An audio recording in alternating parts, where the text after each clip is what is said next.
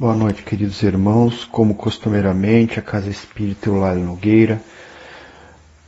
Vamos fazer a leitura do Evangelho e interpretação.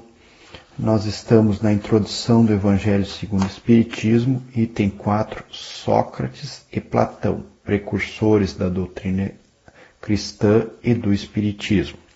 Resumo da doutrina de Sócrates e Platão. E hoje nós vamos fazer a leitura do item 4 e item 5. Então vamos elevar o nosso pensamento a Deus, todos numa grande corrente fluídica magnética, vencendo grande distância, unindo os corações e mentes. Que possamos ser inspirados pelo mundo espiritual, trazendo aquela mensagem que desperte o nosso conhecimento, que abra nossos olhos para a realidade da vida. Em nome de Deus, de Jesus, dos bons espíritos que nos protegem, damos por aberta essa atividade e vamos à leitura. Que assim seja. A alma, quando ainda é impura, encontra-se atormentada, é arrastada novamente para o plano físico, pela visão horrorosa do que é invisível e imaterial. Ela vagueia ao redor dos monumentos e túmulos, junto aos quais já foram vistos fantasmas tenebrosos.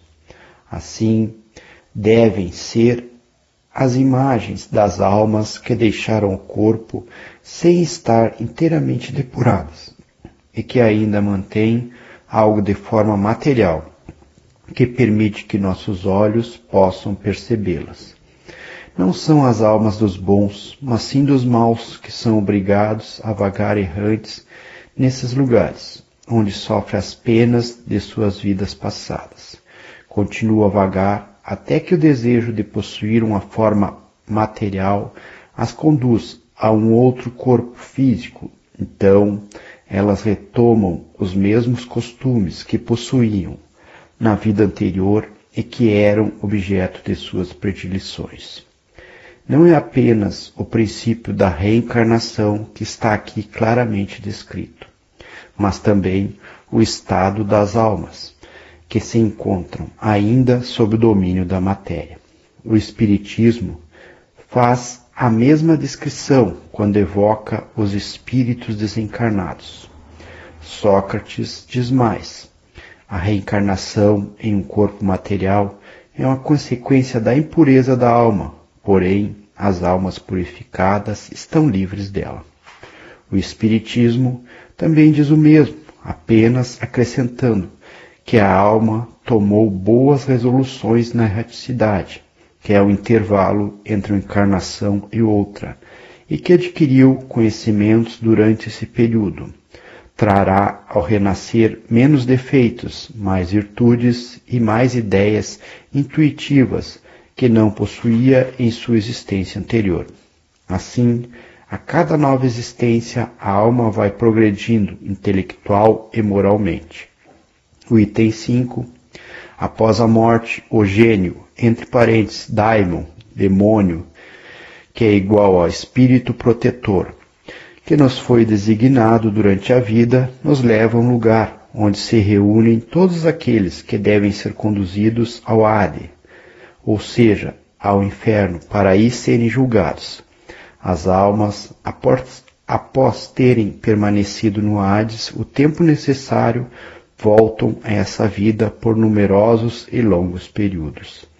Esta é a doutrina dos espíritos protetores, aos quais Sócrates chama de gênios, e das encarnações sucessivas após intervalos mais ou menos longos na erraticidade.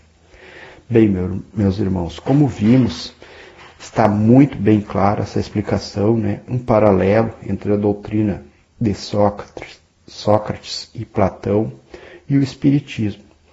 Ou seja, como diz o início desse capítulo, a preparação para o cristianismo. São ideias que trazem já o conceito de reencarnação, de evolução dos espíritos, dos lugares aonde iremos após desencarnar, da alma, que é o corpo espiritual unido ao corpo físico quando estamos na vivência aqui na Terra.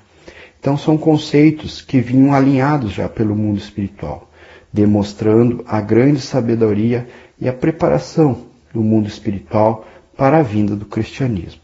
São conceitos muito interessantes e que um é bem igual ao outro, bem semelhantes aos outros, se nós analisarmos. Então, essa é uma introdução do Evangelho segundo o Espiritismo, que vem com alguns conceitos. Na sequência, vai ter a leitura de outros itens que vão nos demonstrando o alinhamento dessas doutrinas. Para melhor entendimento, nós temos uma mensagem do livro Vivendo o Evangelho, volume 1, do Espírito André Luiz, e de psicografia de Antônio Baduy Filho, que nos traz a seguinte mensagem, sobre o título É Diferente. Inúmeros pensadores e líderes religiosos propagaram suas ideias, mas Jesus é diferente. O Divino Messias é a própria lição de amor nos caminhos da vida. A demonstração, meus irmãos, que Jesus não ficou só na teoria. Ele pregou e agiu dentro do que ele pregou. Ele vivenciou tudo que ele nos passou. Então diz a mensagem, Jesus ensina a honradez, mas com bondade. Exalta a fé, mas sem fanatismo. Insiste na paz, mas com trabalho. Proclama o perdão, mas sem arrogância. Acentua a justiça, mas com misericórdia. Convida a humildade, mas sem subserviência. Afirma a compreensão, mas com discernimento. Ressalta a caridade, mas sem orgulho. Anuncia firmeza, mas com tolerância. Exalça a resignação, mas sem conformismos. Os precursores do Cristo e os que vieram depois, semeando a mensagem no mundo espiritual, deixaram tratados e códigos a serem cumpridos. Jesus, porém, nada ordenou. Viveu as lições que ensinou e resumiu o roteiro de luz na exortação inesquecível: amai-vos uns aos outros como eu vos amei. Interessantíssimo isso aqui, porque demonstra o sentido divino do Cristo. Esse ser de luz, esse espírito evoluído que esteve entre nós, reencarnado, e vivenciou tudo. Ele simplesmente não falou só. Ele sentiu no seu corpo físico o inconformismo dos seres humanos da época, que não entendia a sua lição, mas nos deixou a sublime lei que se resume em amai-vos uns aos outros como eu vos amei. Então que possamos, a partir desse Evangelho, aplicar essa lição em nossas vidas, mais agindo do que ensinando, porque mais ensina aquele que demonstra, assim como Cristo demonstrou. Então agradecemos a Deus, a Jesus, nesse momento maravilhoso, onde estamos todos nós reunidos durante esse Evangelho. Pedimos nesse momento um passe espiritual, que a energia desses seres de luz que coordenam a Casa Espírita Eulália Nogueira, espíritos com suas equipes de médicos e enfermeiros do espaço, nos ministre um passe espiritual, que esses fluidos perpassem o nosso corpo físico, retirando miasmas, mazelas, se for do nosso merecimento, curando o nosso corpo físico, mas acima de tudo, nos trazendo a compreensão do momento que nós vivemos. Pedimos pelas águas que temos para beber, que nelas seja colocado remédio para os nossos males físicos e espirituais, de acordo com o merecimento de cada um de nós. Pedimos pelo nosso planeta Terra, que passa por momentos tão conturbados, que a paz possa reinar, que os ânimos possam ser arrefecidos, que tenhamos mais tranquilidade nesse momento. Que aqueles irmãos encarregados do governo, da administração, sejam tocados em seus corações e mentes, trazendo melhor para os seus governados. Pedimos pela nossa Casa Espírita Eulália Nogueira, que ela permaneça sendo aquele lugar de auxílio, de ensinamento, de tratamento espiritual. Pedimos pelo Espiritismo que sejam reforçadas os seus conceitos, que esses conceitos que hoje adquirimos aqui através dessa leitura, esse alinhamento de doutrinas, possa calar fundo em nós. Que possamos nos dar conta de fazer mais do que falar, de agir mais do que ensinar. Que o nosso exemplo seja um exemplo de paz, de amor, que tanto buscamos nos outros.